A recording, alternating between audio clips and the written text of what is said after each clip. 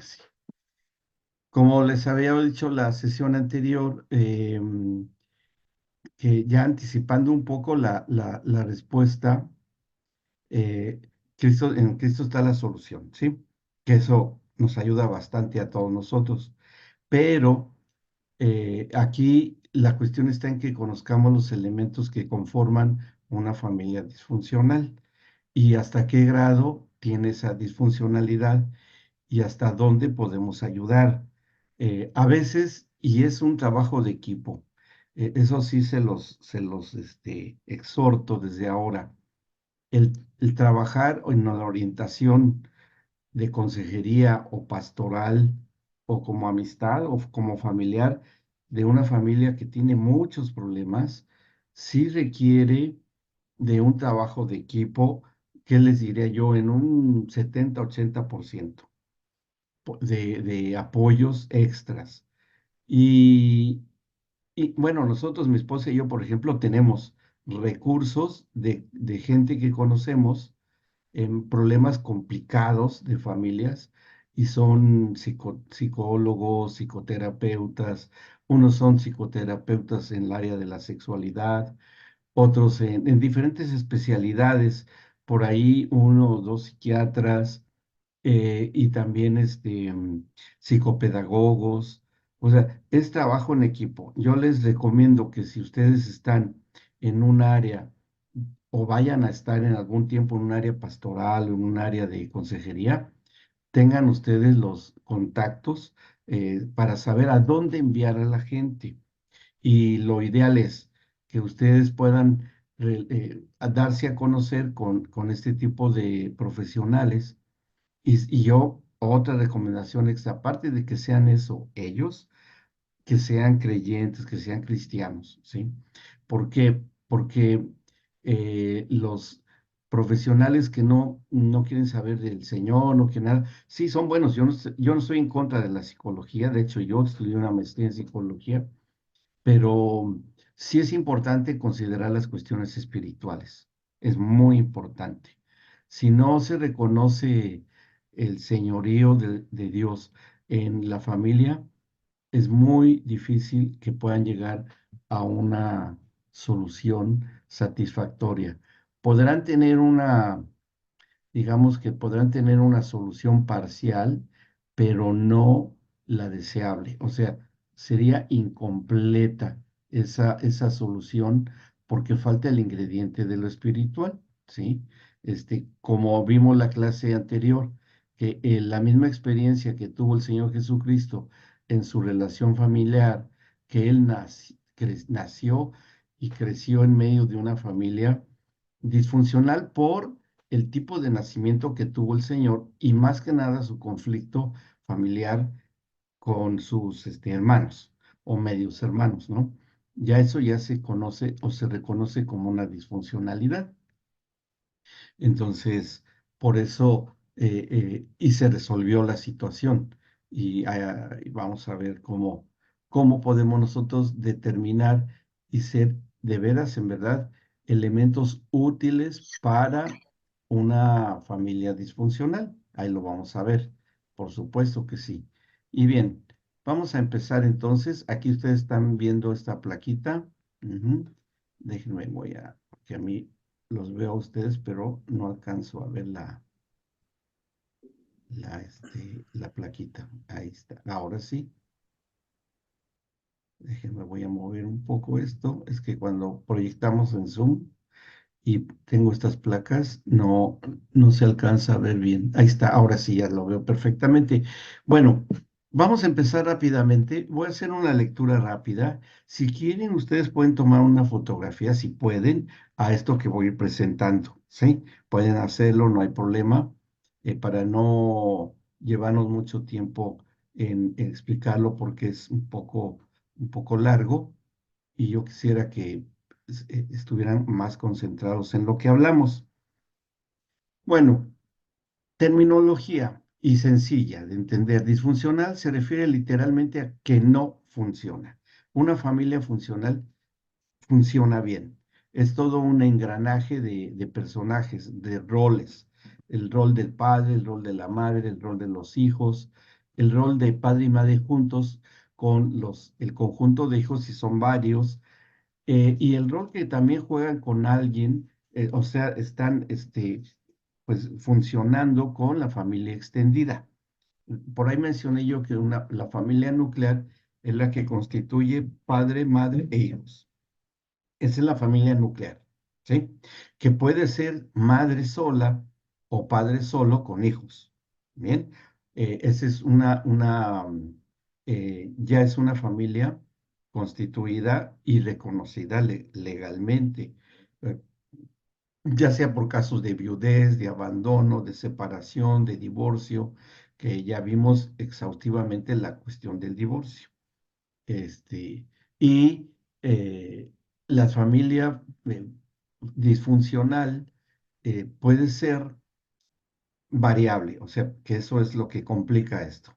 Puede ser una situación disfuncional matrimonial con hijos funcionales. Pueden ser un matrimonio funcional con hijos disfuncionales. Y pueden ser disfuncionales entre todos, todos contra todos. O sea, por eso eso complica mucho las situaciones. Pero bueno, vamos a ir tratando de poner un orden y un entendimiento y el mejor enfoque que nos conviene a nosotros aquí es desde la perspectiva pastoral. Por eso les recomendaba yo que ustedes tengan conexiones con personas, con profesionales, porque a veces es necesario hacerlo. Nosotros las tenemos, Pati y yo, porque hay cosas que los profesionales del alma técnicamente hablando, que son los psicólogos, pueden detectar muchas situaciones que tienen ellos en sus conocimientos de mucha ayuda. Y si hay una comunicación entre ellos y nosotros, nos va a ayudar a aligerar. Y sobre todo también que no se sientan las familias que orientamos que nosotros pretendemos ser psicólogos, porque no lo somos. Eso sería inclusive usurpar una profesión y no ese es el caso. Nosotros tenemos que verlo desde la perspectiva bíblica, que es donde se encuentra finalmente la sabiduría para con el ser humano, y dar un consejo basado en la palabra de Dios. No querramos hacerle ahí al psicólogo ni nada porque no sería correcto. Inclusive hasta es contraproducente, a veces en contra de nosotros mismos. Entonces nosotros vamos a procurar que todo lo que hablemos tenga un sustento en la palabra de Dios, ¿sí? Lo confirmará un psicoterapeuta, un psicólogo, hasta un psiquiatra, pero, como les digo yo, que sea cristiano, ¿sí? ¿Por qué? Porque la mayoría de los que conocemos que son buenos creyentes, también se basan en su profesión con la palabra de Dios. Y sí los hay, sí los hay. Nosotros conocemos varios. Entonces vamos ahí lo llegaremos otra vez a este punto. Bueno, seguimos con la definición. Eh, una familia disfuncional, ya hablamos de lo anormal, ¿sí?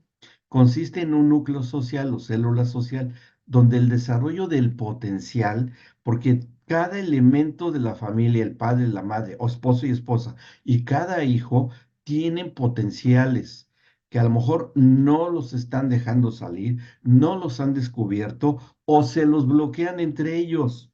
¿Sí? La anulación de los potenciales que cada miembro de la familia pueda tener pueden ser bloqueados por la misma disfuncionalidad, la falta de entendimiento, la falta de comunicación, la ignorancia, etcétera, etcétera, que se puede dar en esa familia. Y lo que podrían dar al 100% no lo dan, ¿sí? La familia la tenemos que ver como un campo fértil en donde se van a sembrar semillas.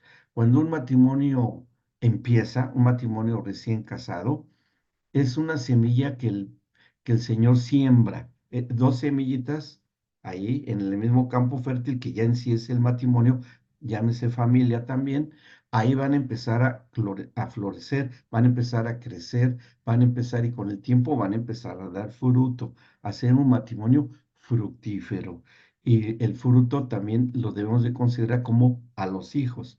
Pero cuando puede ser, y usando la parábola del sembrador, puede ser que una semilla, el esposo, y otra semilla, la esposa, uno caiga entre espinos, una semillita, y la otra caiga en tierra fértil. Pongamos ese ejemplo.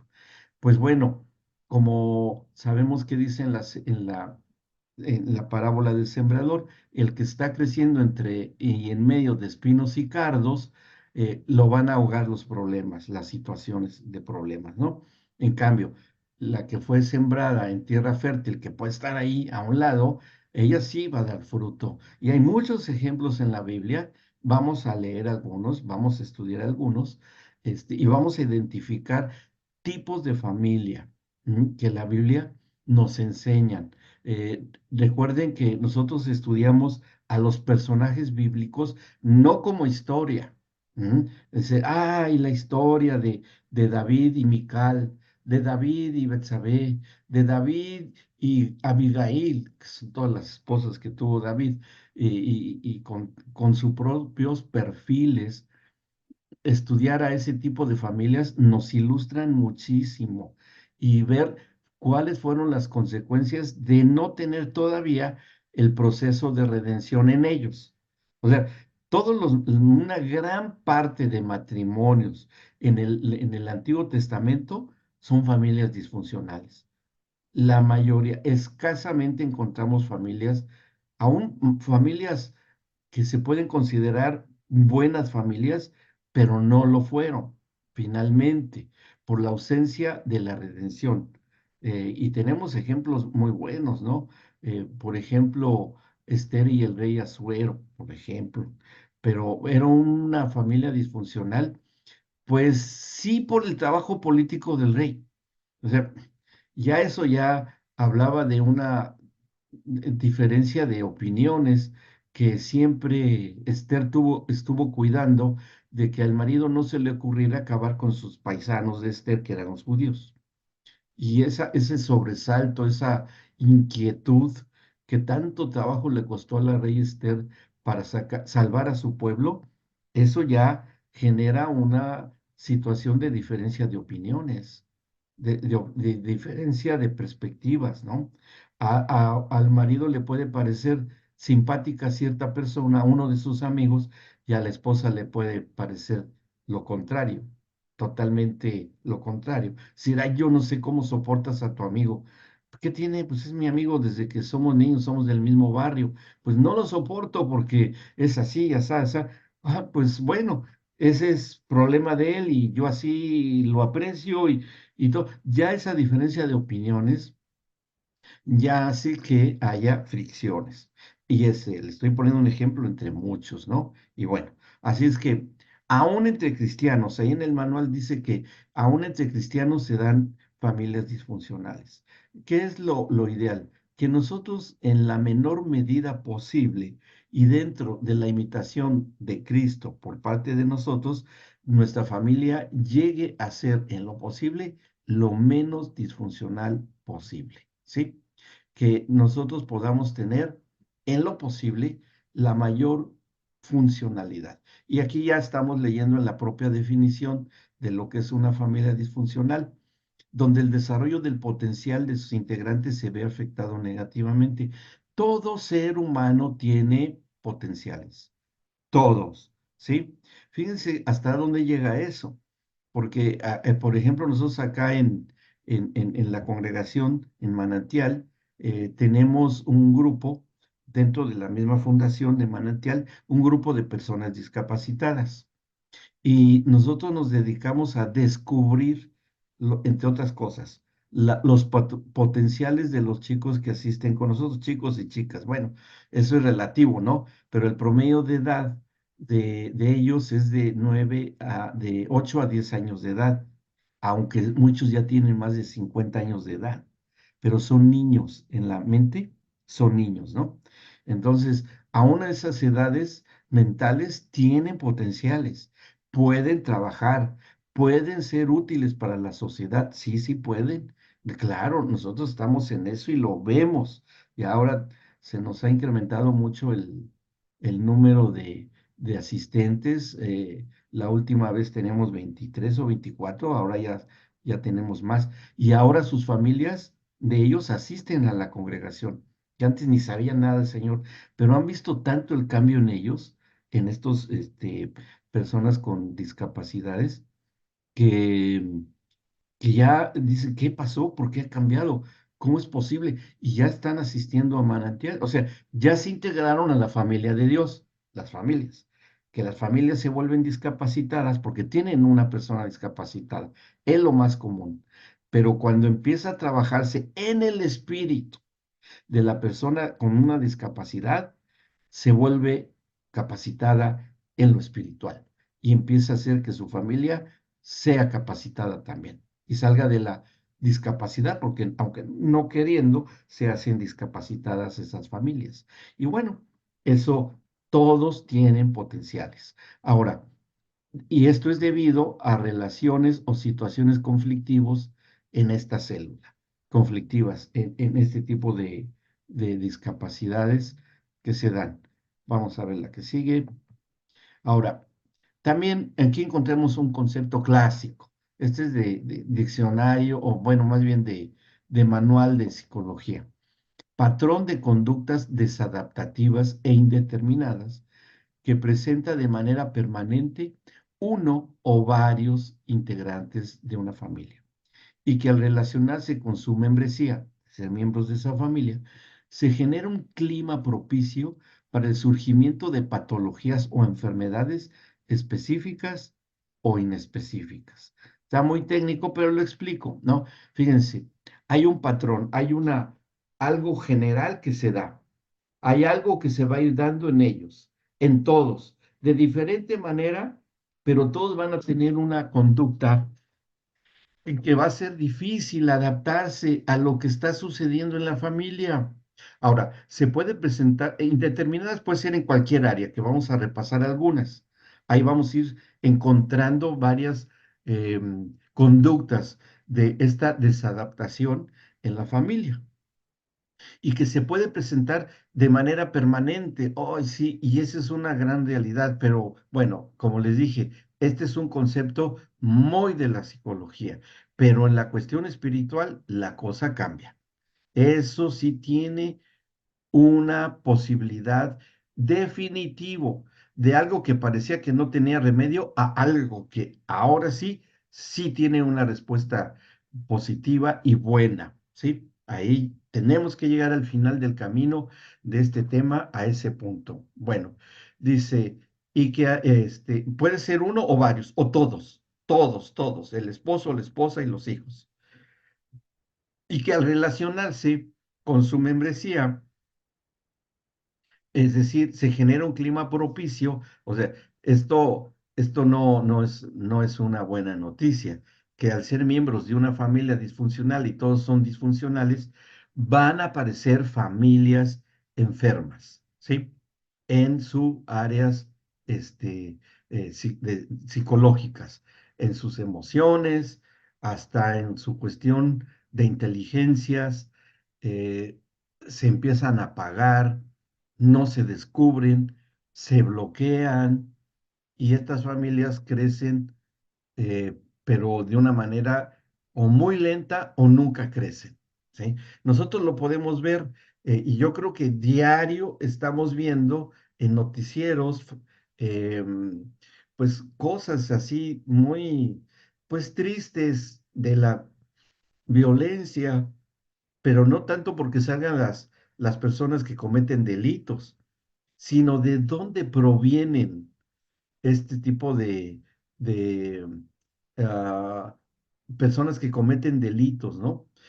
No sé si han llegado a salir por ahí una vez, una que otra vez en noticieros, yo creo que ustedes, estoy seguro que las han visto, de familias que, por ejemplo, al hijo se lo llevan demorado, se lo llevan porque lo sorprendieron cometiendo una infracción de la ley y está ahí. Y llega la mamá a reclamar que por qué tienen a su hijo ahí, que él, pues sí, sí hace eso, pero bueno, pues si él lo hace, no es para tanto.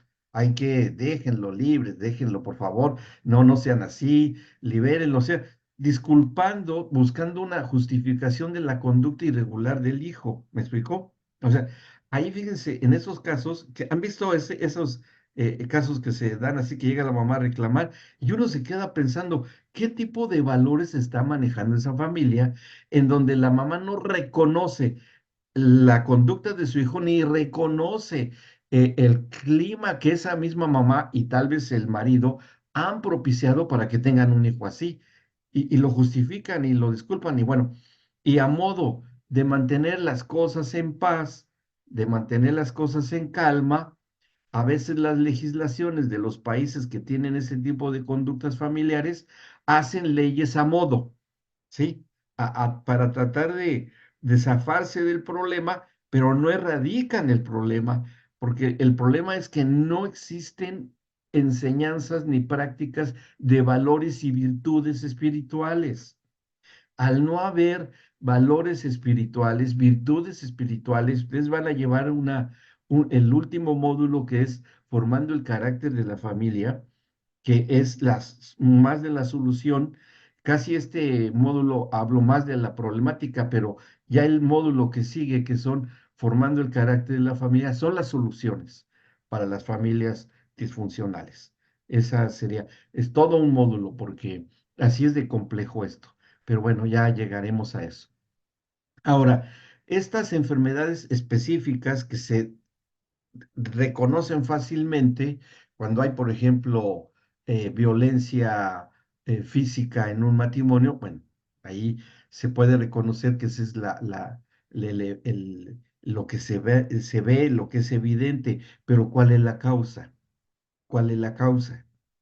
Si no se trata la causa, es muy difícil que se pueda tener una solución de raíz profunda. Puede haber una cosa que calme la situación, pero no va a llegar a más, ¿sí? Nosotros estamos para llegar a la raíz y a lo profundo del problema. Y eso vamos a concluir. Y ustedes pueden decir, ah, pero es que eso va a ser muy difícil, va a ser muy complicado. No, no es tan complicado como ustedes puedan pensar.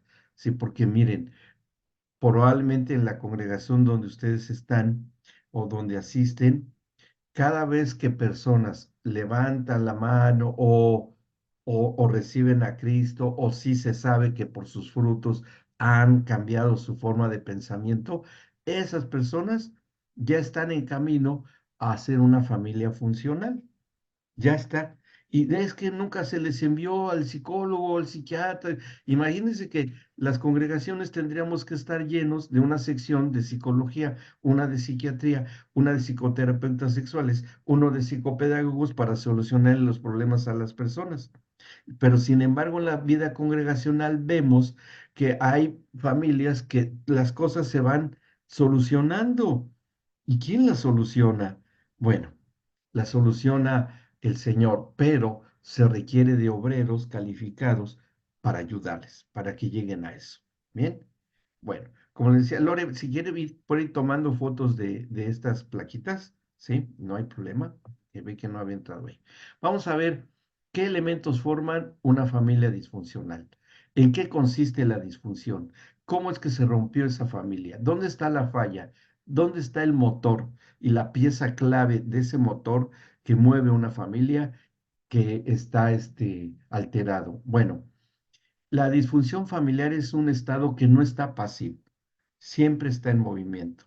O sea, día y noche está presente la disfuncionalidad. ¿Saben en qué lo notamos? Por ejemplo, un buen diagnóstico de una familia disfuncional en algo, fíjense en qué cosa, y eso es muy común.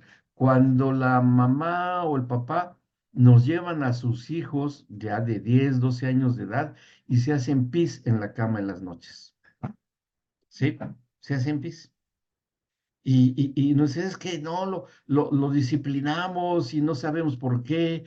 Ya lo llevaron al urólogo, el urólogo le dijo que estaba normal, pero no. Y uno puede encontrar ese tipo de casos, pero no es el niño o el nene el que tiene el problema, es el matrimonio el que tiene el problema, ¿sí?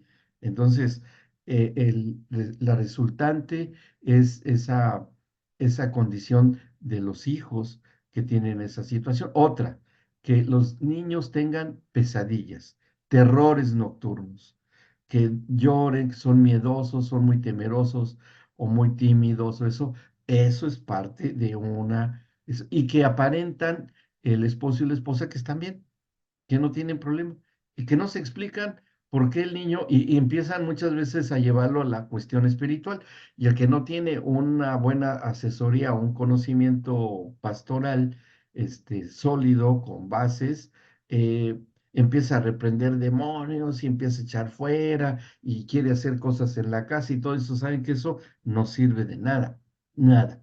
No, el problema no está en los lugares. El problema está en los ámbitos familiares que se generan, que se forman y que ahí están y se están dando, en mayor o en menor medida, pero hay una situación de problemas. Ahora, estas situaciones se pueden presentar de forma transitoria o permanente. Es, muchas veces, y eso es común en matrimonios que tienen a su primer hijo, ¿no? Así, seguido lo vemos, muy seguido tienen un matrimonio y tienen a su primer bebé. Nace el bebé y el bebé llora y llora día y noche. Llora y llora y llora y llora. Y nos consulta, ¿no? Eh, en mi caso, o con Pati y conmigo, tenemos una ventaja que no todos tienen, que yo soy médico. Y he practicado la medicina todavía, sí, entre familia y conocidos, pero nada más, y una especialidad, y la otra es pues, que, bueno, estamos ejerciendo un pastorado como un ministro ordenado. Entonces, podemos dar tanto una orientación pastoral como una orientación médica. Tengo mi título, tengo mi matrícula. No ejerzo aquí en Argentina porque por mi edad ya no me dejaron. Fíjense, a los viejitos no nos dejan, pero está bien, no me hace falta. El conocimiento no se me ha ido.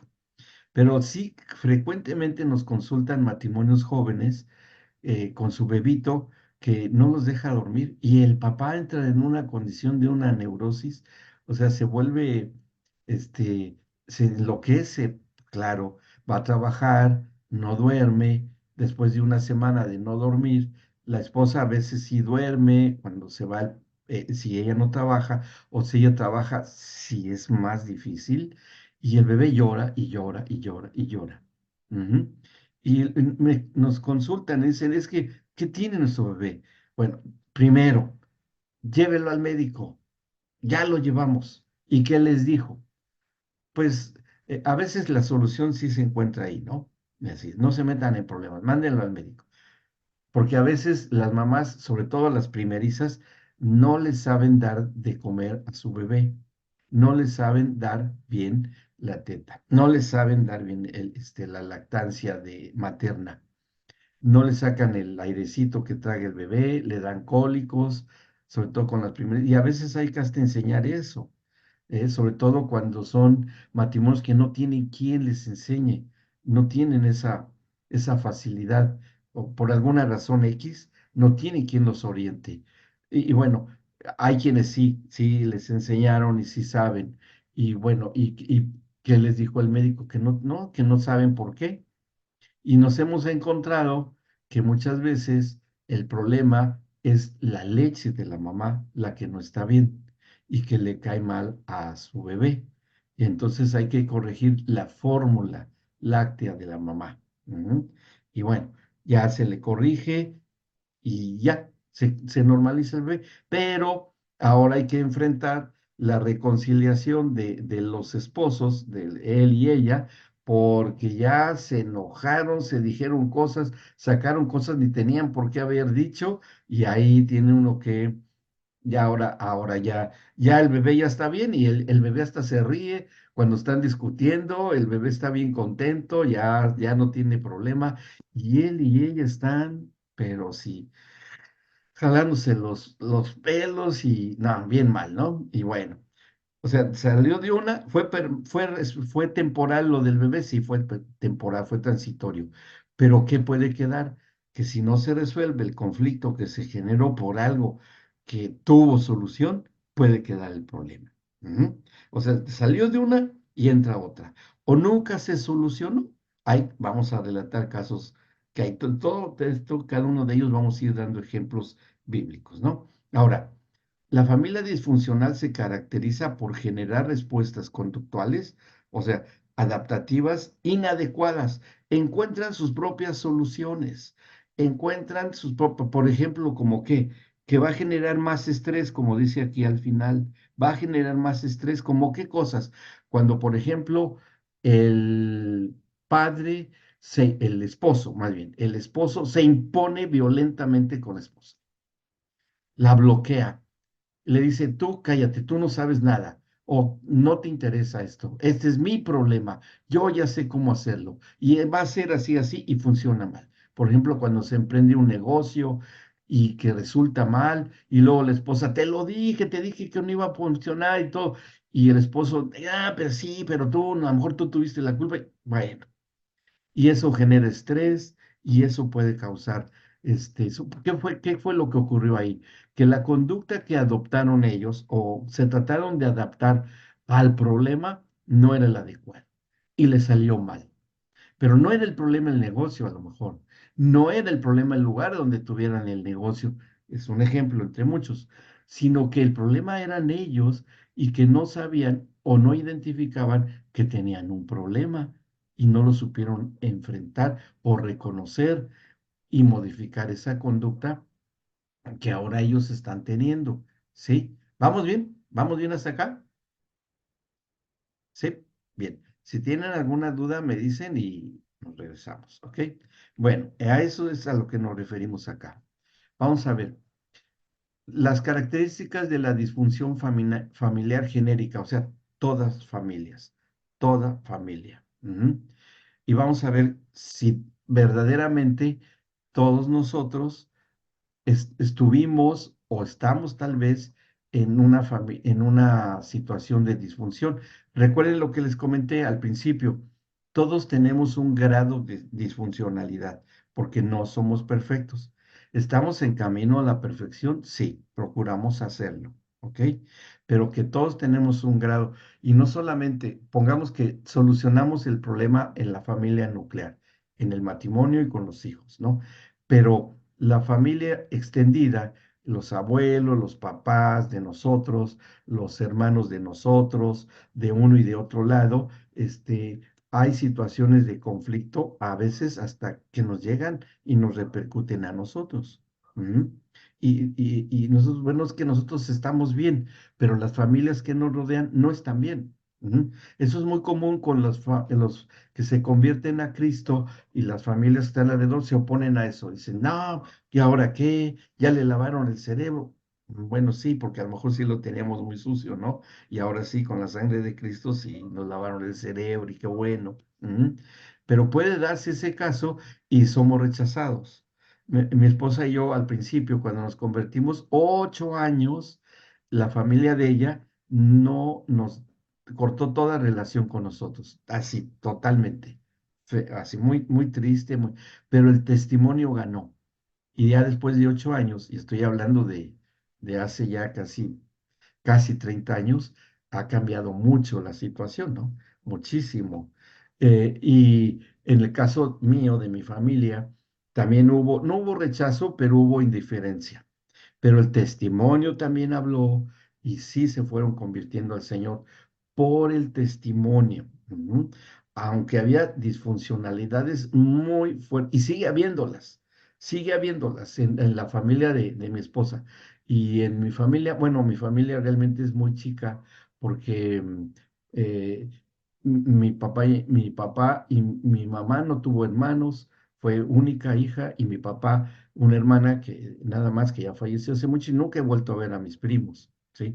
Entonces, pero, pero bueno, tengo 5 hijos, Pati y yo tenemos 5 hijos y todos ya, que la mayoría, muchos ya están casados, entonces ya se hizo una familia grandísima de una familia muy, muy pocos componentes.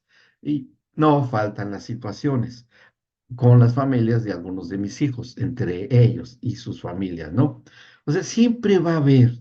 Por eso les digo, no existen las familias, núcleos familiares y familias extendidas relacionadas con la familia nuclear que sean perfectos. Eso no existe, ¿no?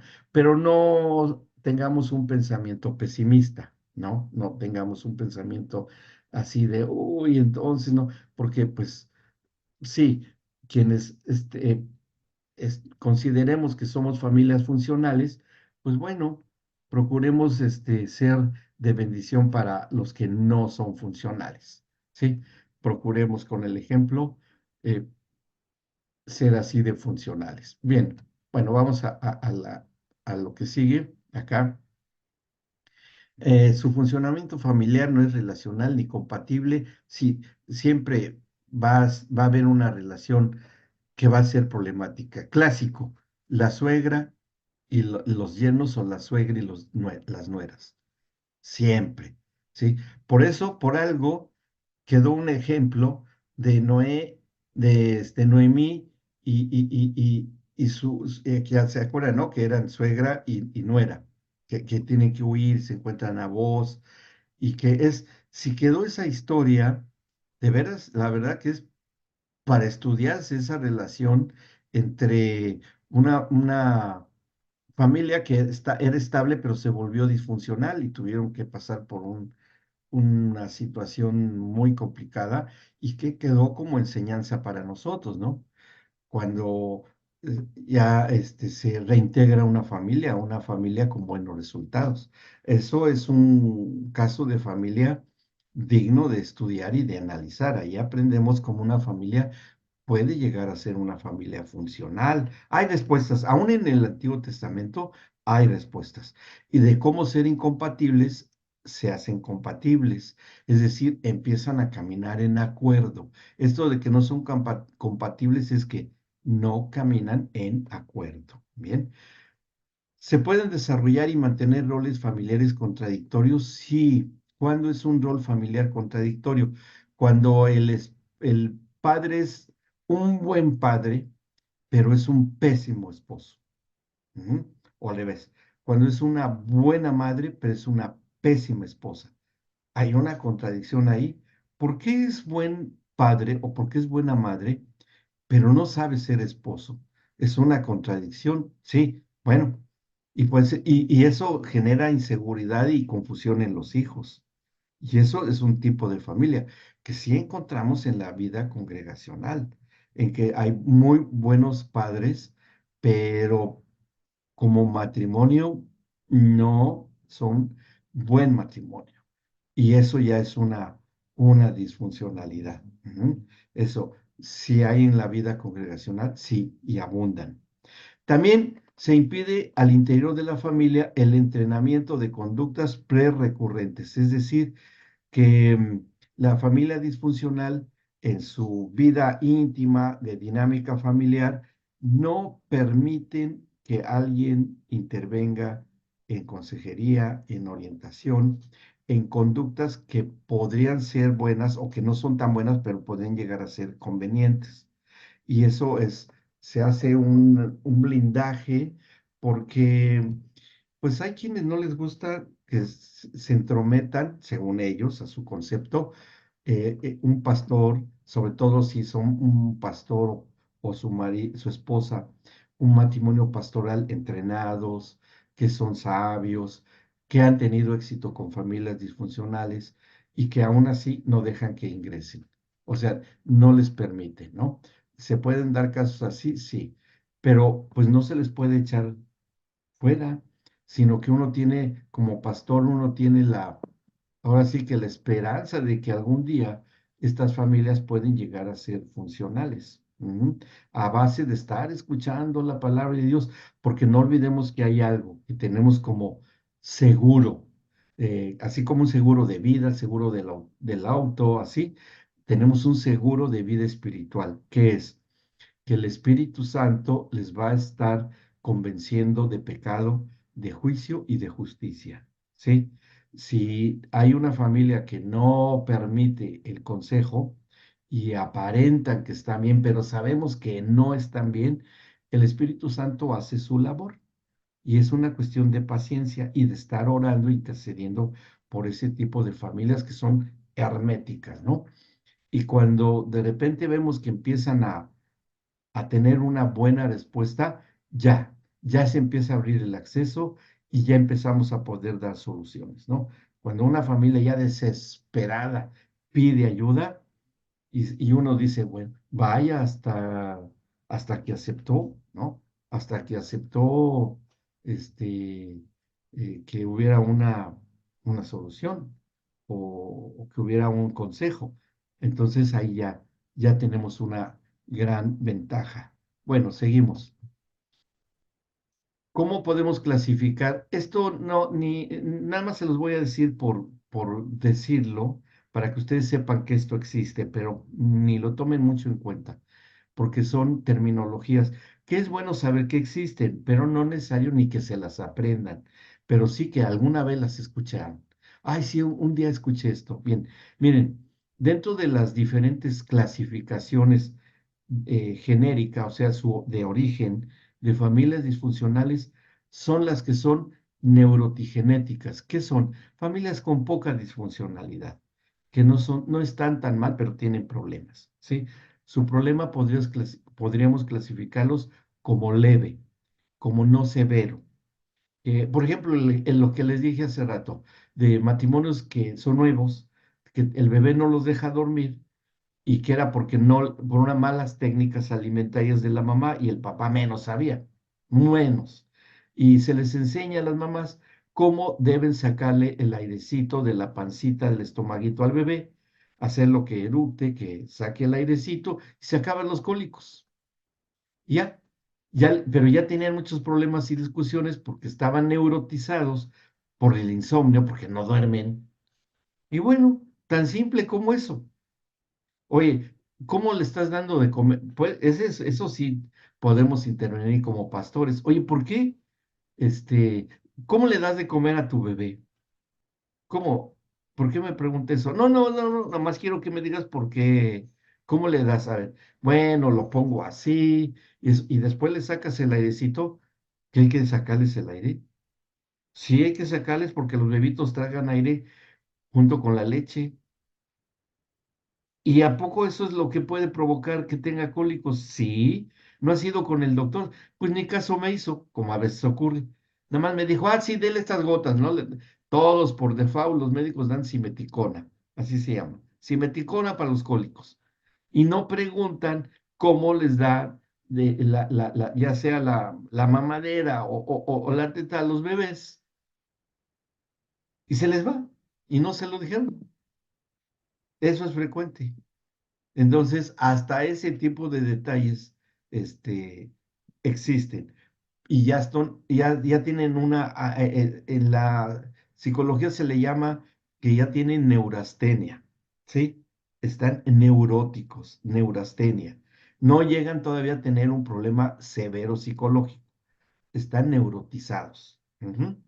Y tiene solución y a veces puede ser tan simple como eso.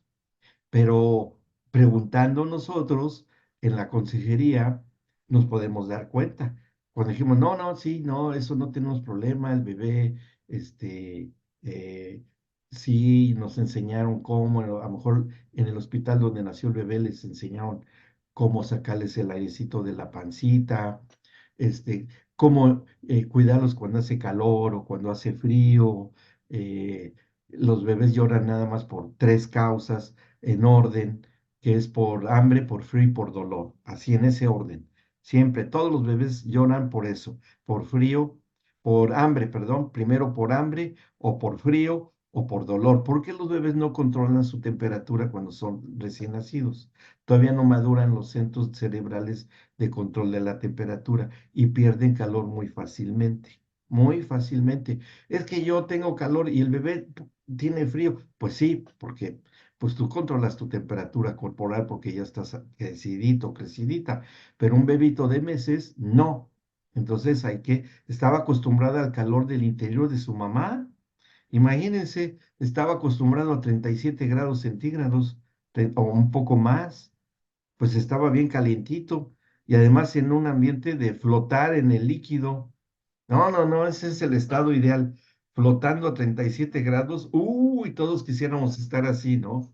Y bueno, pero cuando nacen los bebés, que llegan, y sobre todo en este tiempo que ya empieza el frío, y que uno sí tiene calor como adulto, pero el bebito chiquito no controla su temperatura, le va a dar frío. Y también si lo envuelven en exceso, tampoco. O sea, cuestiones de ese tipo. Esas son que pueden causar neurosis entre los matrimonios, ¿sí? Y bueno, podemos hacer ese tipo de preguntas, ¿no? O ya cuando van a la escuela los hijos y que las mamás no saben matemática, no se aprendieron las tablas de multiplicar y no se las sabe explicar a sus hijos. Estoy poniendo un ejemplo.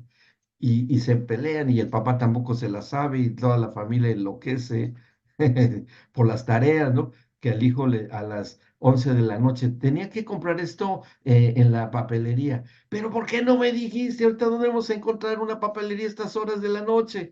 Y es para mañana y si no me van a poner mala nota. Uy. Y si discuten, ¿por qué no le preguntaste y lo llevaste a la esposa? Le dice el esposo, ahora, ¿dónde conseguimos esas cosas que le pidieron? Una cartulina, una goma de borrar es todo el problema. Y bueno, así, esas son familias neurotigenéticas. Bien feo ese nombre, pero ese es el origen de todo. Discusiones que tienen fácil solución, problemitas fáciles de solucionar hasta cierto punto. Tienen un avance si se deja que eso crezca. De algo simple, se vuelve algo complicado, que a veces hasta se les olvida. Ya después el niño sale del problema y los esposos se siguen y salen cosas antiguas, cosas del pasado y bueno. Y las familias disfuncionales psicogenéticas. ¿Cuáles son estas? Cuando él o ella, el matrimonio, tienen un problema psicológico, por ejemplo, como que estrés postraumático. ¿Mm? Como que, como que el esposo tuvo un accidente grave, una fractura en un accidente, tuvo una fractura, estuvo internado en hospital, operaciones, quedó mal, por ejemplo, se fracturó el fémur y que tiene mucha rehabilitación, tuvieron que conseguir las placas, los clavos que se usan para eso, los tornillos, fue un gasto tremendo, tuvieron que endeudarse, no tenían logro social que no les daba esa facilidad y no fue bien operado y quedó con una disfunción, una discapacidad motriz y ya no pudo seguir trabajando porque trabajaba de pie o caminando.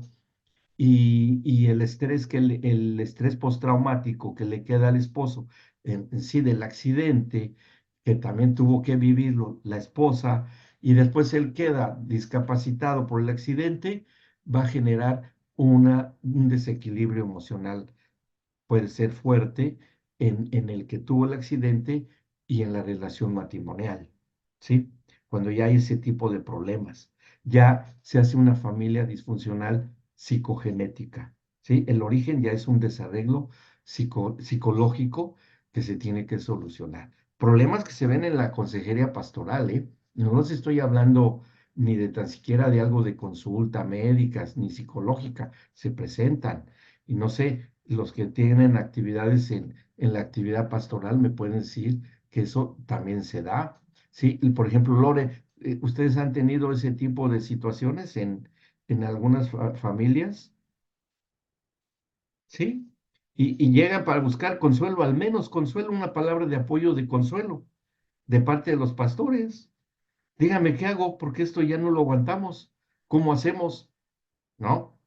Y así estamos a expensas de tener problemas así, como consejeros, orientadores. Miguel y Silvi tal vez hayan llegado a tener con la familia propia o con otros a tener problemas de ese tipo.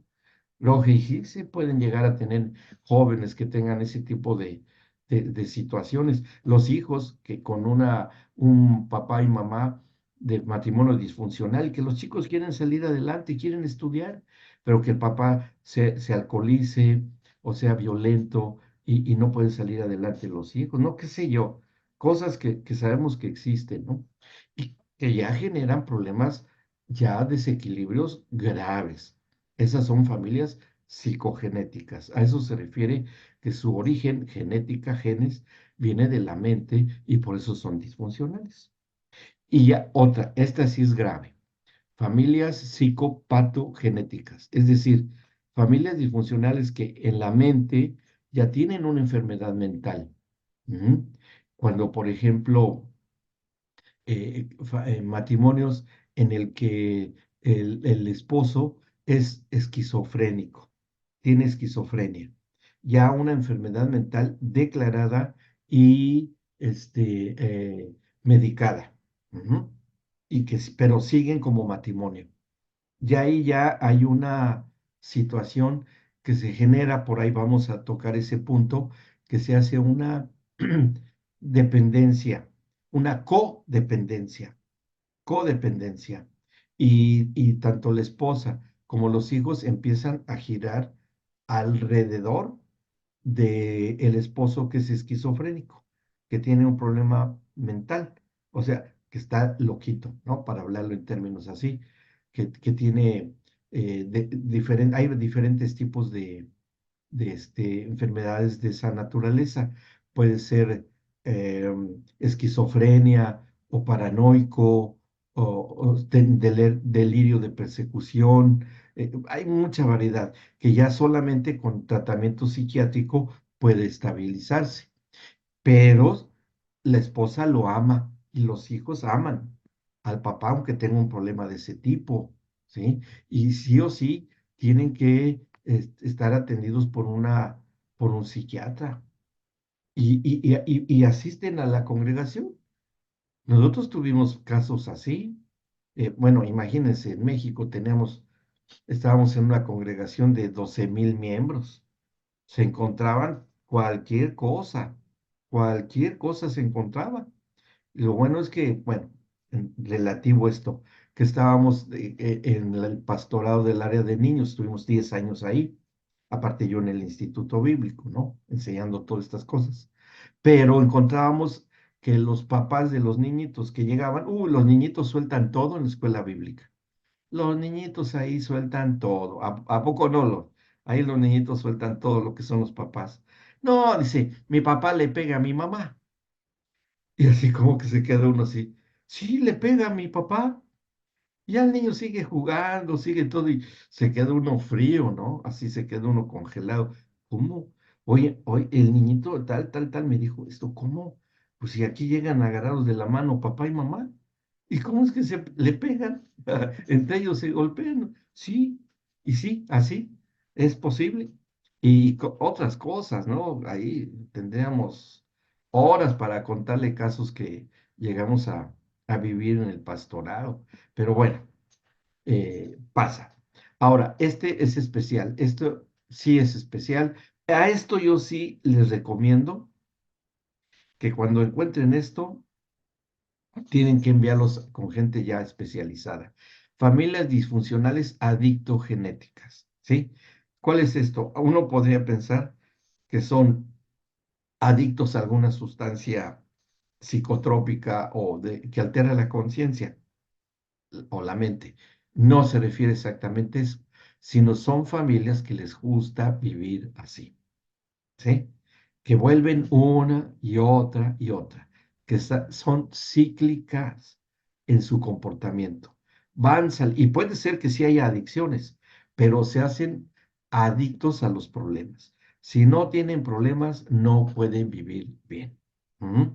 Tienen que o requieren de que estén en constante conflictos y muchas veces ocurre que se chantajean entre ellos, se dicen, no, pues si no haces esto, entonces me voy.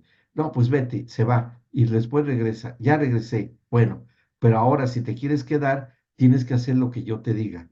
Bueno, está bien, por un tiempo y después vuelven a entrar al problema. Y ya eso, no, ¿saben qué? Ahí nunca ha existido Cristo, nunca ha existido Cristo en medio de ellos.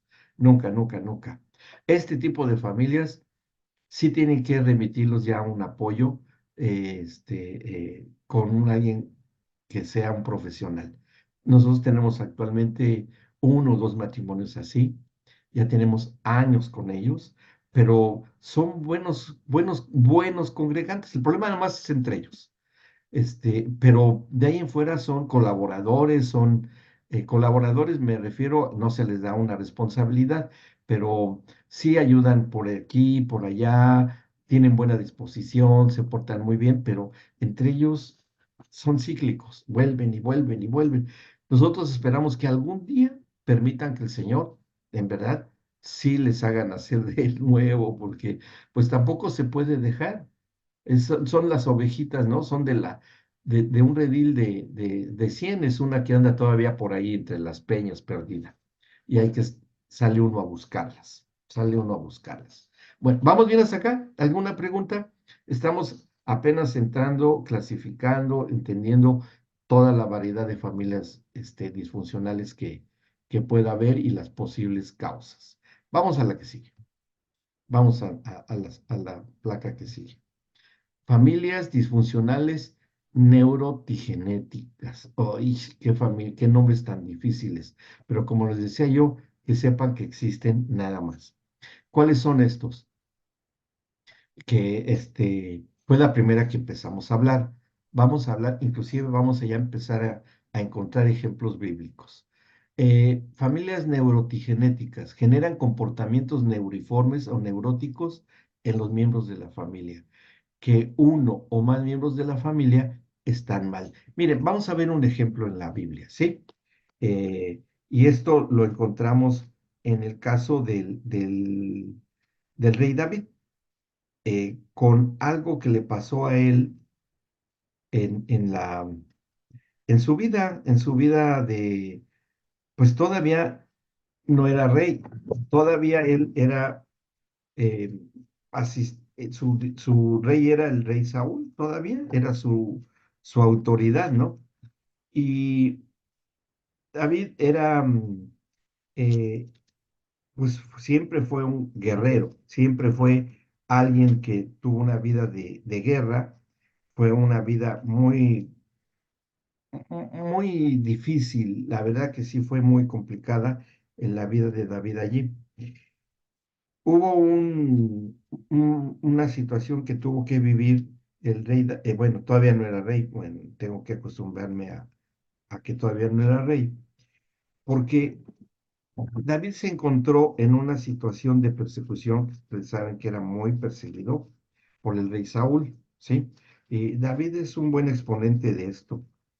Eh, Cuando está huyendo David, perseguido por Saúl, pues sufrió mucho porque se tuvo que esconder en cuevas, se tuvo que esconderse en muchos lugares por la misma situación que él tuvo que vivir. Miren, por ejemplo, vamos al primer libro de Samuel, vamos a basarnos en lo que está escrito acá. El primer libro de Samuel, capítulo 22. Primer libro de Samuel, capítulo 22. Porque ahí vemos cómo David podría haber sido un varón con cierto grado difícil, porque hay un pasaje interesante es cuando finge estar loco, sí que se va a esconder en medio de los filisteos. Uno pensaría, ya enloqueció y todo, ¿no? Pero las situaciones eran de extrema, eh, situaciones de problemas en contra de la vida, de la propia vida de David. En el capítulo 22 estaba huyendo del rey Saúl. En el versículo 1 dice, yéndose luego David de allí, huyó a la cueva de Adulam, y cuando sus hermanos y toda la casa de su padre lo supieron, vinieron allí a él. Y se juntaron con él todos los afligidos y todo el que estaba endeudado y todos los que se hallaban en amargura de espíritu.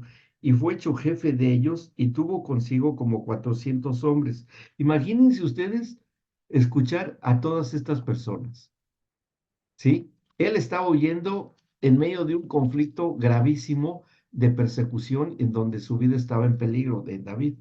Llega su familia que pues tampoco andaba muy bien, pero bueno, tal vez por saber el rey Saúl que era la familia y en esos tiempos se acostumbraban barrer con toda la familia, pues huyen y lo cuentan y se esconden en la misma cueva, que es una cueva muy grande, hasta hoy existe. Y fueron ahí, y llama la atención el perfil de las personas con las que se reúne o se reúnen con David. Ahí lo encontramos, con los que se hallaban en amargura de espíritu, endeudados y con amargura de espíritu. No dice que era una amargura del alma, o sea, como alguien que ha sufrido mucho y siempre está triste, siempre está enojado, siempre está mal, ¿no? Y en el caso de la gente que llegó con ahí, era amargura de espíritu, porque ¿cuál era el problema? Y aquí es donde ya encontramos la respuesta que nos va a ir dando la Biblia. ¿Existe la amargura de espíritu? Sí, sí existe. Aparte de la amargura del alma, existe la amargura de espíritu. Y esa es la que el pastor o el consejero resuelve o debe resolver. ¿El psicólogo va a resolver la amargura del alma? Sí. Complejos, traumas y cosas así. ¿Puede ser labor del psicólogo? Sí. Y es muy respetable. Y qué bueno que lo hacen. Y apoyamos eso. Pero la amargura de espíritu solamente le corresponde a los consejeros espirituales, orientadores o pastores. Esa sí es labor pastoral. Ahí es donde entra la colaboración. ¿Ok? Bueno, esa era la gente que estaba dando, después anduvo en el desierto y todo. Y pues sucede algo un día. Dice en el capítulo 25, vamos ahí, porque este caso es muy especial, hablando de este tipo de familias. Dice en el versículo, bueno, uno, vamos a leer el contexto. Murió Samuel y se juntó todo Israel y lo lloraron y lo sepultaron en su casa en Ramá. Bueno, y se levantó David y se fue al desierto de Parán, porque de alguna manera Samuel el profeta era un apoyo para David. Era quien lo ungió, era su consejero, hasta cierto punto era su protector y de alguna manera también con el rey Saúl porque Saúl mismo fue ungido por Samuel. Pero ahora se acaba la vida de Samuel, ya de bastante edad, mayor de edad, muy grande, y ya no hay quien lo protegiera, quien lo aconsejara a David, y tiene que huir, y se va a esta parte del desierto en Parán. Dice en el 2 y en Maón había un hombre que tenía su hacienda en Carmel, el cual era muy rico y tenía 3000 ovejas y 1000 cabras. Y aconteció que estaba esquilando sus ovejas en Carmel. O sea, le estaba quitando la lana a las ovejitas, ¿no? Bien. Y aquel varón se llamaba Nabal y su mujer Abigail. Ahí encontramos un matrimonio. Ujú. Era aquella mujer de buen entendimiento y de hermosa apariencia. Fíjense, era aquella mujer de buen entendimiento y de hermosa apariencia. Y esto de buen entendimiento es que era una mujer sabia, que conocía y sabía las cosas rectas, buenas en la vida. Dice, pero el hombre, Nabal, era duro y de malas obras, y era del linaje de Caleb, ¿sí? O sea, duro y de malas obras. Bueno, aquí ya ese tipo de matrimonio es este que está ahí, que están ustedes viendo ahí. Ujú. Una familia disfuncional neuro y genética. ¿Ok? Porque ella era buena, de buen entendimiento, y Naval era malo. ¿Sí? De hecho, el nombre significa malo. Así, eso significa Naval en el hebreo. Ujú. Y el hombre era del linaje de Caleb. Bueno, este matrimonio va a tener un incidente con David, que estaba huyendo en el desierto. Y si estaba huyendo en el desierto era porque no tenía alimento ni agua. Y tenía 400 personas, entre ellos su familia, que lo seguían a él. O sea, era toda para ese tiempo, era una comunidad importante, ¿no? Bueno, dice, y oyó David en el desierto que Nabal esquilaba sus ovejas. Entonces envió David 10 jóvenes y les dijo, suban a Carmel e ir a Nabal y saludarle en mi nombre. Y díganle así, sea paz a ti y paz a tu familia y paz a todo cuanto tienes. He sabido que tienes esquiladores, que eso representaba dinero, plata para ellos en ese tiempo. Ahora, tus pastores han estado con nosotros, no les tratamos mal, ni les faltó nada en todo el tiempo que han estado en Carmel. O sea, les está diciendo, le está enviando David este mensaje a Nabal, que él no trató mal a los pastores que trabajaban para Nabal, esquilando las ovejas, ¿no? Dice, no les tratamos mal ni les faltó nada en todo el tiempo que han estado en Carmel. Ahora, consideremos que eran todos hombres, la mayoría de ellos eran hombres de guerra, eran guerreros y muy bravos, ¿sí? Uno dice que él solo acabó con 300 enemigos, él solo en una batalla, por un campo de lentejas, por un huerto de lentejas. O sea, eran bastante temibles, ¿no? Bueno, sigue el mensaje que le envía a hacer David. Pregunta a tus criados y ellos te lo dirán. ¿Hay en por tanto estos jóvenes gracia en tus ojos? Porque hemos venido en buen día. Te ruego que des lo que tuvieses a mano a tus siervos y a tu hijo David. Le está dando un trato de padre a Nabal.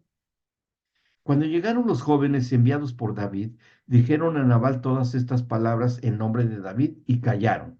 Le dan el mensaje y se quedan callados. Y responde, y Nabal respondió a los jóvenes enviados por David y dijo, ¿quién es David? ¿Y quién es el hijo de Isaí? Muchos siervos hay hoy que huyen de sus señores. ¿He de tomar yo ahora de mi pan, mi agua y la carne que he preparado para mis esquiladores y darla a hombres que no sé de dónde son? Y los jóvenes que había enviado David se volvieron por su camino y vinieron y dijeron a David todas estas palabras. O sea, no les dio nada, lo desconoció. ¿Y qué fue lo que Nabal no entendió? ¿Quién era David y lo que era capaz de hacer? Porque ya hasta se había hecho popular el canto de cómo vencía en las guerras que sostuvo cuando Saúl así lo quería, todas las victorias que obtuvo Saúl a través de la intervención de David, hasta que venció a Goliat, ¿no? Que le tenían miedo. Y bueno, van los jóvenes y le dan el mensaje a David. Dice en el 13, entonces David dijo a sus hombres, cíñanse cada uno su espada. O sea, pónganse su espada en la cintura. Y se ciñó cada uno su espada, y también David se ciñó su espada. Y subieron tras David como 400 hombres, y dejaron 200 con el bagaje, o sea, en el campamento. O sea, ya tenía 600 hombres, ya no 400, ya tenía 200 más. Todos acuérdense, con amargura de espíritu, guerreros muy temibles, ganadores de muchas batallas, ¿no? Y deudores. O sea, ¿cómo no? Yo quedé a deber y por eso me persiguen, porque nunca pude tener dinero y ahora tengo que hacer esto, ¿no? O sea, los hombres que tenía David. Bueno, dice el 14. Pero uno de los criados dio aviso a Abigail, mujer de Nabal, la esposa de Nabal, y le dijeron, he aquí David envió mensajeros del desierto que saludasen a nuestro amo y él los ha zaherido, o sea, los lastimó por lo que le dijeron a los 10 jóvenes Nabal. Y aquellos hombres han sido muy buenos con nosotros y nunca nos trataron mal, ni nos faltó nada en todo el tiempo que anduvimos con ellos cuando estábamos en el campo. Le dijeron la verdad a Abigail. Dice, muro fueron para nosotros de día y de noche, todos los días que hemos estado con ellos apacentando las ovejas. Ahora pues reflexiona y ve lo que has de hacer, porque el mal está ya resuelto contra nuestro amo y contra toda su casa, pues él es un hombre tan perverso que no hay quien pueda hablarle. A ver, hagamos una reflexión o un recuerdo. ¿Creen que hay matrimonios así hoy? ¿Creen que haya? Sí, sí hay matrimonios así. Claro que lo hay. Y, y, y, y esos matrimonios nos llegan, o inclusive en la familia, o cualquiera puede pasar por estas situaciones. ¿Qué pasó después? Cuando eh, que reconocen esto, ¿no? Hasta el mismo siervo lo reconoce. Entonces, en el 18, Abigail tomó luego 200 panes, 2 cueros de vino, 5 ovejas guisadas, 5 medidas de grano tostado, 100 racimos de uvas pasas y 200 panes de higos secos y lo cargó todo en asnos. La esposa, Abigail, hizo esto. No dice que lo hizo Nabal. Ella lo hace por su propia cuenta y bajo su propio riesgo. Y dijo a sus criados, y delante de mí yo seguiré luego. Y nada declaró a su marido Nabal. Y montando un asno descendió por una parte secreta del monte. Fíjense, lo hizo a escondidas, a que no la viera su marido. Creo que le tenía miedo al marido. Ujú. Y he aquí David y sus hombres venían frente a ella y ella les salió al encuentro. Y David había dicho, ciertamente en vano he guardado todo lo que éste tiene en el desierto, sin que nada le haya faltado de todo cuanto es suyo, y él me ha vuelto mal por bien. O sea, se dio cuenta quién era ella, quién era Abigail, ¿no? Este, eh, y ahora le está diciendo a ella eso, a Abigail, David. Y le dice a Abigail, así haga Dios a los enemigos de David y aún les añada que de aquí a mañana, que todo lo que fuera suyo, no he de dejar con vida ni un varón. Oh, era terrible eso. Aún los siervos que había tratado bien David, ¿no? O sea, ya la cosa era muy grave. Y cuando Abigail vio a David, se bajó prontamente del asno y postrando sobre sus rostros delante de David, se inclinó a tierra, se humilló delante de David y se echó a sus pies y dijo, Señor mío, sobre mí sea el pecado. Mas te ruego que permitas que tu siervo hable a tus oídos y escucha las palabras de tu sierva. No haga caso ahora, mi señor, de ese hombre perverso, de Nabal, porque conforme a su nombre así es, él se llama Nabal, que eso significa perverso, malo. Y la insensatez, o sea, la tontería, está con él.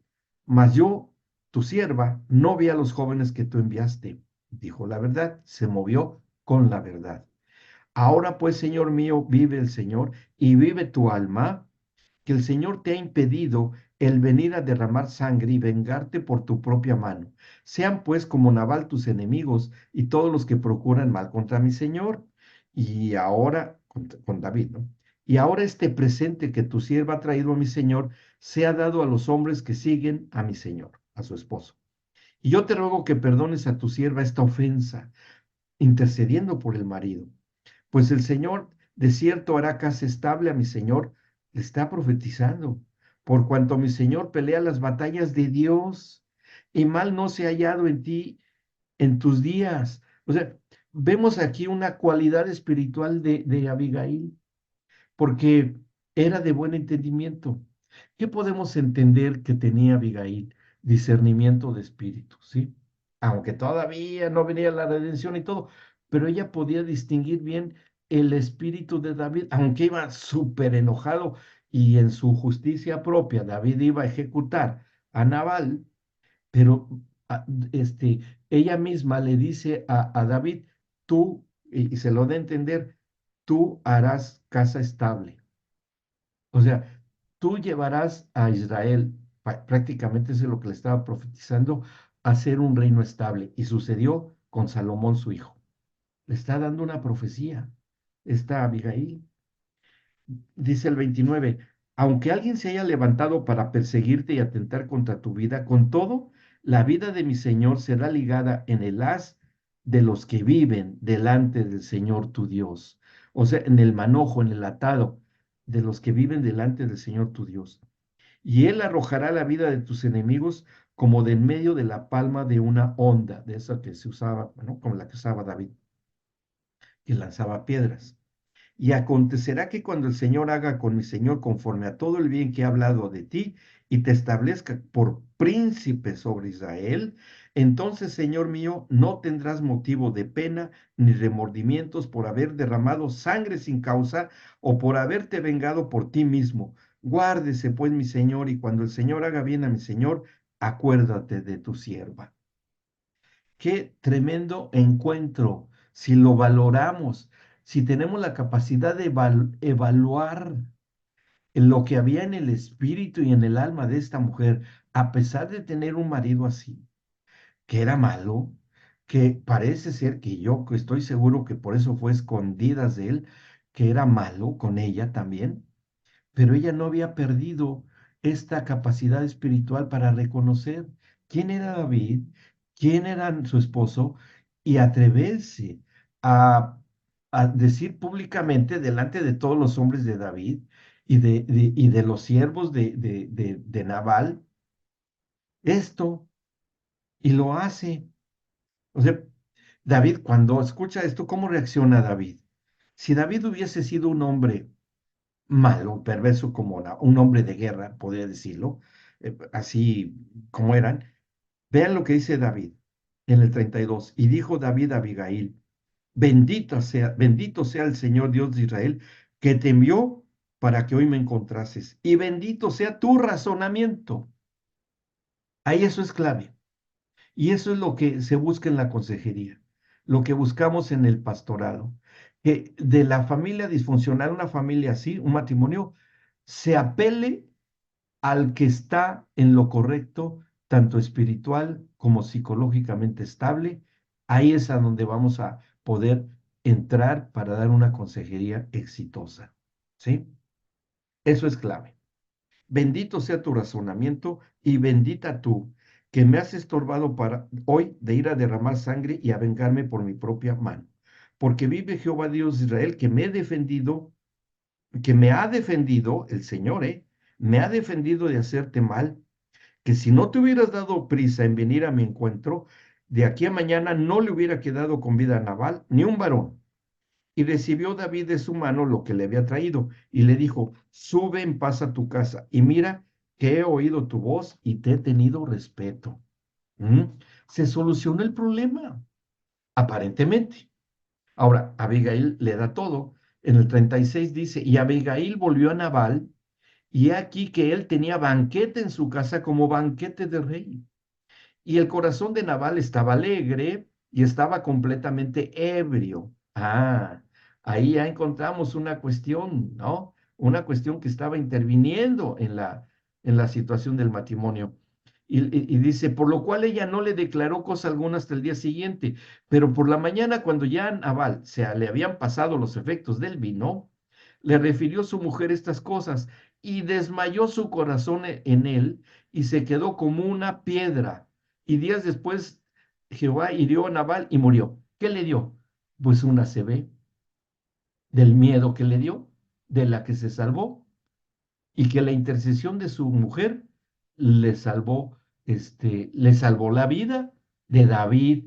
Pero el Señor, vemos el respaldo de parte de Dios, no se iba a quedar en menos. Luego, el 39, ya una vez, luego que David oyó que Nabal había muerto, dijo, bendito sea el Señor, que juzgó la causa de mi afrenta recibida de mano de Nabal, y ha preservado del mal a su siervo, y el Señor ha vuelto la maldad de Nabal sobre su propia cabeza. Después envió David a hablar con Abigail para tomarla por su mujer, porque le había pedido clemencia y le dijo, acuérdate de tu sierva, porque había quedado en la viudez, y las viudas, aunque los maridos fueran muy ricos, como Nabal, perdían todas las viudas según las leyes de ese tiempo y se iba a la indigencia, perdería todo. Entonces David se casa con la viuda por misericordia hasta cierto punto, ¿no? Pero era una buena mujer. Dice, para tomarla por su mujer, 40 dice, y los siervos de David vinieron a Abigail en Carmel y hablaron con ella diciendo, David nos ha enviado a ti para tomarte por su mujer. No era rey, y era un perseguido, era un fugitivo y había vivido siempre en la violencia David. Y sin embargo, tiene esta petición delante. Y ella se levantó, inclinó su rostro a tierra, 41, diciendo, He aquí tu sierva, que será una sierva para lavar los pies de los siervos de mi señor. Y levantándose luego Abigail con 5 doncellos que le servían, montó en un asno y siguió a los mensajeros de David y fue su mujer. Y ahí, hasta ahí termina la historia de Abigail. ¿Y qué pasó en el futuro? Que Abigail fue la madre de Salomón, la madre de un rey, que fue el rey Salomón. Ujú. Entonces, nosotros vemos cómo en la parte espiritual, que es la que nos interesa, independientemente de lo técnico que es todo esto, lo que a nosotros nos interesa es encontrar el apoyo y cómo Dios soluciona las situaciones. Claro, este es un ejemplo bastante fuerte, pero nos sirve a nosotros para encontrar diferentes niveles en las cuales el Señor responde a este tipo de situaciones. ¿Sí? ¿Vamos bien hasta acá? ¿Alguna duda o pregunta?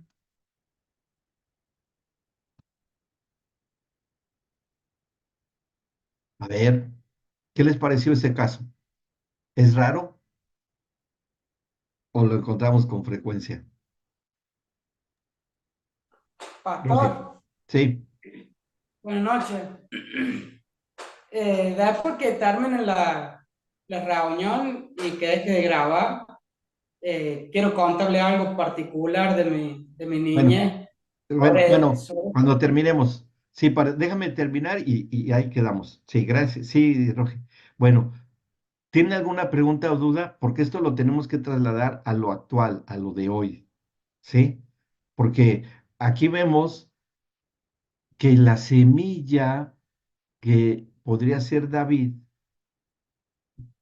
que es el antepasado del Señor Jesús, ya está sembrada, ya está sembrada, ya está en David esa semilla, que es el mismo, que daría origen después generacionalmente al Señor Jesucristo, y tenemos que encontrar en Jesucristo esa misma esencia que le hizo a David tener esa decisión con Abigail y con este Nabal indirectamente. Ujú.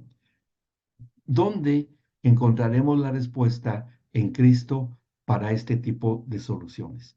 Recuerden, no le estamos jugando al psicólogo, no, no estamos haciendo eso. Estamos encontrando una respuesta espiritual. ¿Para qué? ¿Cuál es el mal que encontramos? Y no se les olvide. ¿Cuál era el problema de Naval? Que tenía qué cosa. A ver, se los dije. ¿Cuál era el problema de Naval? Que tenía igual que los hombres de David, amargura de espíritu. Aunque los que tenían amargura de espíritu peleaban junto a David, pero también Nabal tenía eso mismo, en otra forma, pero también una enfermedad de tipo espiritual en ese tiempo. Hoy en Cristo eso se solucionó. Es lo que vamos a ver la semana que viene. En Cristo, ¿cuál es la solución para este tipo de problema? Bien, ¿tienen alguna duda? Entonces, no hay dudas, voy a parar la grabación.